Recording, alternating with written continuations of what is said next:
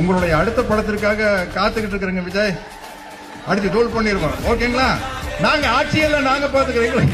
எங்களுக்கு சூப்பர் தலைவர் ஸ்டாலின் நிற்கிறாரு. அவர் பாத்துக்கலாம். ஒரு சினிமாக்குள்ள நீங்க டாக்டர் ஆகலாம், இன்ஜினியர் ஆகலாம், முதல்வர் கூட ஆகலாம். அரசியல் அப்படியே முதல்வர் ஆகிட்டு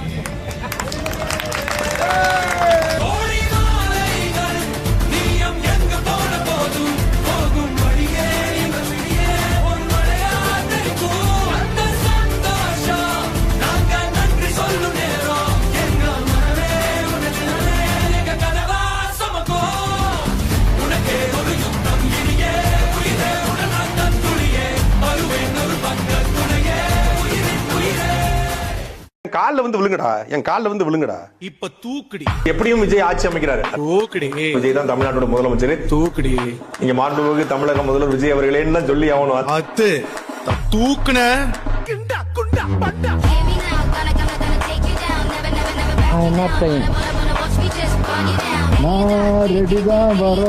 திரு விஜய் அவர்களுக்கும் என்னுடைய மனமார்ந்த வாழ்த்துக்களை தெரிவித்துக் கொள்கிறேன். இப்போ இந்த தோல்வி அடைஞ்சது உங்களுக்கு எப்படி இருக்கு?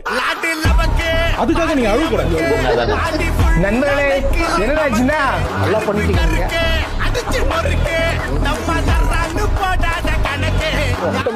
ஓட்டா மாறாது, கண்டிப்பா மாறாது.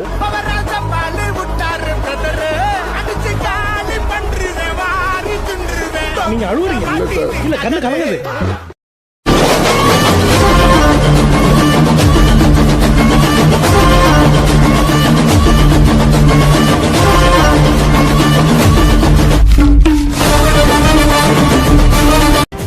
அவனை உயிர்த்தெழ முடியாத சிலுவையில அறையணும்.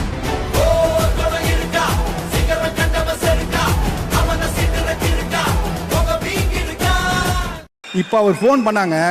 இந்தியா இருக்கிற எந்த சிஎம் அவர் போன் எடுப்பாங்க?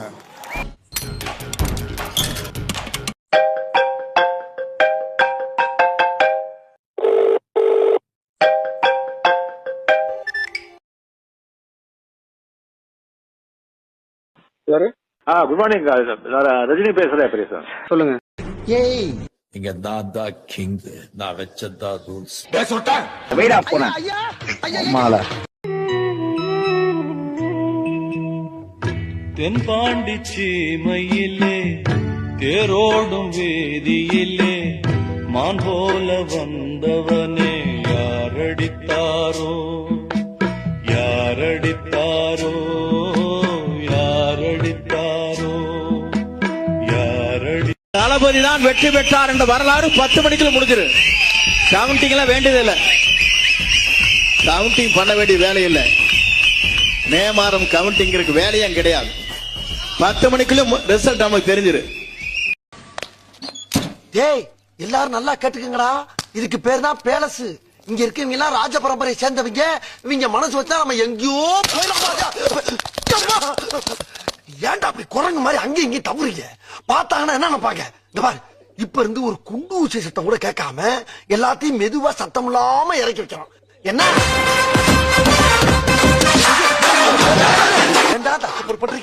இப்பதான் சொல்லிட்டு போனேன். டேய், கெஞ்சி கெதறி கூட்டாளி கைய பிடிச்சி காலை பிடிச்சி இந்த கான்ட்ராக்ட் வாங்கிக்கண்டா. 1 லட்சம் ரூபாய் கான்ட்ராக்டா, அதுல மண்ணள்ளி போட்டாங்களா?